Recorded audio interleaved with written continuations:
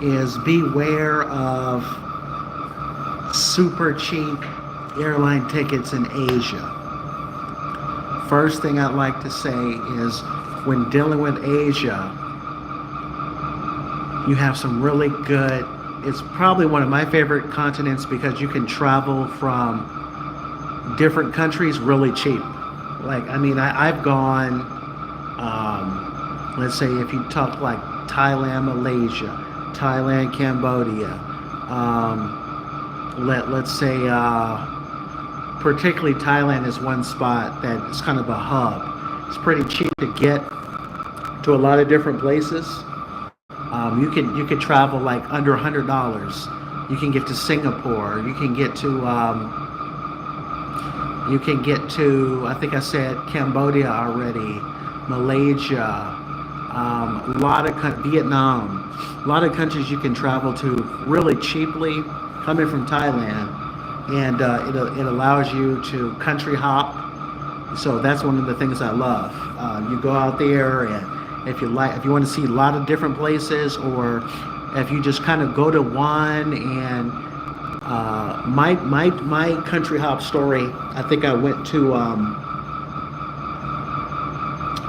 Taiwan, and when I went to Taiwan, it was like a monsoon. It was raining really heavy, and it looked like it. I did circle back and check out Taiwan, but because it was like helling, I ended up going to the Philippines, right? I just said, okay, let me reroute my ticket, reroute my trip, go to the Philippines. So I just felt such like a spoiled traveler that I could, really just jump in and go somewhere else instead. So that's what I like the most about. You don't have to be dead set on where you go, because most of these countries I do like, but if you happen to go to a place and you could double up your trip, like what I used to do is, if I was going to a new country, I would either start it or end it in Thailand to guarantee that it's going to be a good trip. So even if I didn't like the other country, I'm circling back, or I started off in Thailand, so I'm guaranteeing it's going to be a good trip. But getting back to the title of this, beware of super cheap airline tickets. There's a couple of traps when you fly. A lot of it is, I'll tell you this. In my experience, it's not Air Asia.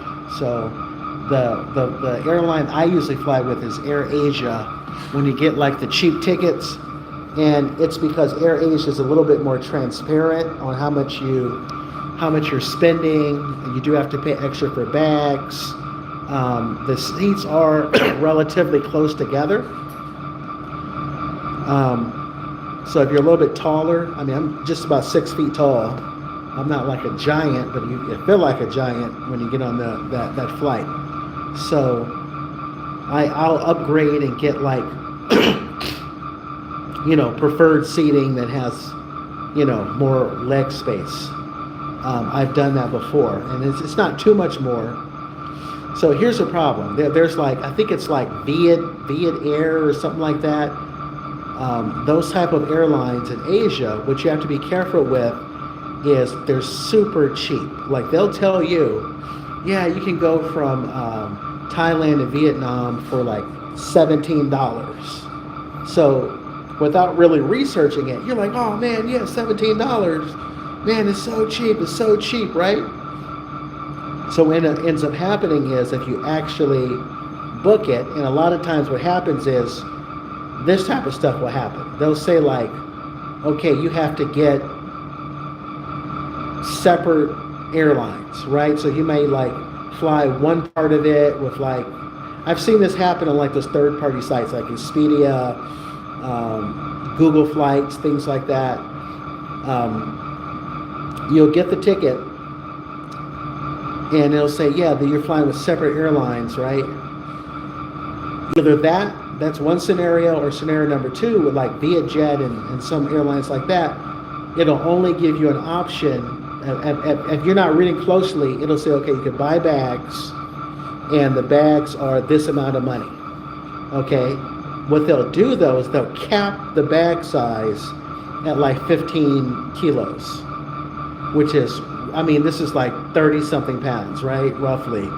So nobody is typically flying that light. And so what I've done is I've bought bags and didn't realize that, oh, it's only 15 kilos. And my bags are usually around, in pounds, it's like, 50 pounds, 40 to 50 pounds, something like that. So you're going to go over 15 kilos, the typical person. And I think this calculated into the equation. So you're going over, and I end up buying the ticket, and I end up having to spend like $150 in baggage fees. And then they said, well, that's just one leg of the trip. Then I have to pay with another airline like an additional like 40, 50 bucks. So that $17 ticket ended up costing me, and this is for one person, it ended up costing me a couple $100. And I'm talking about, I was pissed. I've seen people like in front of me that didn't know better when they booked these airlines. They're super pissed because you're thinking you're getting a deal, and then you're the baggage claim, and they're telling you, first of all, you can't even pay for the bags there. They tell you to get out of line, go upstairs, and go around and all this stuff to the ticket office, and they make you pay for the bags, and you're paying a couple $100, and you're thinking you're getting a steal of a deal, but I really feel like the way they operate is they're calculating you to make this mistake. Because the one thing I like about AirAsia, you're going to pay more for your bags, but they give you an option. Do you want 20 kilos? Do you want 25 kilos? I think it goes up to like 30. You're going to pay more, but you're given the option.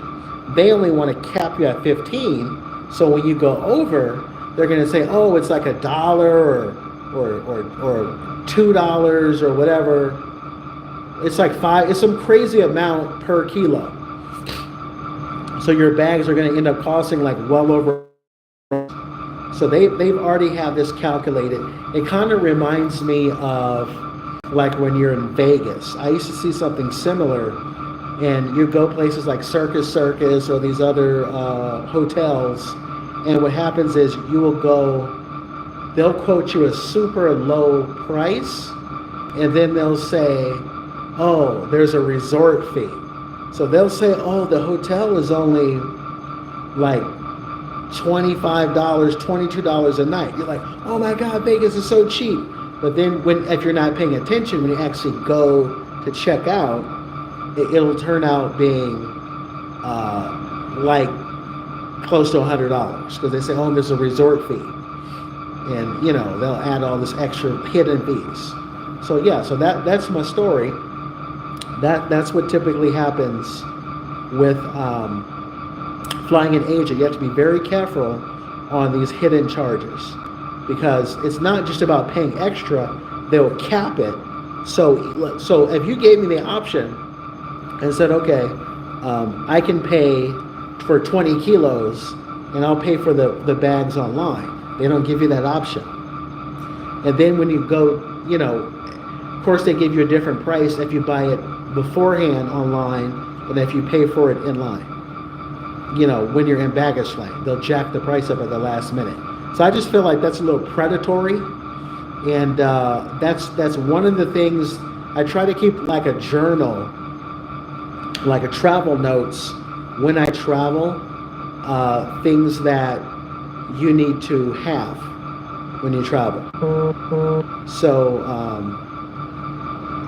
that's my thing for tickets to watch out for, is to really pay close attention to the baggage prices, because they will try to jack it up and really get you if you're not paying attention, especially if you're traveling with a family, because they'll do that times 3 or 4 or however many people that you're going with.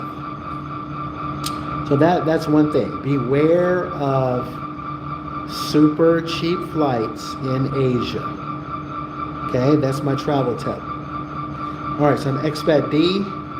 If you like this type of content, I'm going to be this summer. I'll be in Southeast Asia. I'll have some content while I'm there, so you can check it out. I'll probably, I usually rent a scooter. Maybe I'll get like a GoPro and kind of show you my ride and stuff like that. It should be pretty cool. So yeah, definitely check it out. Should be a lot of fun. And yeah, I guess I'll end it here. And yeah, that's my travel tip. All right, I'll check you out later.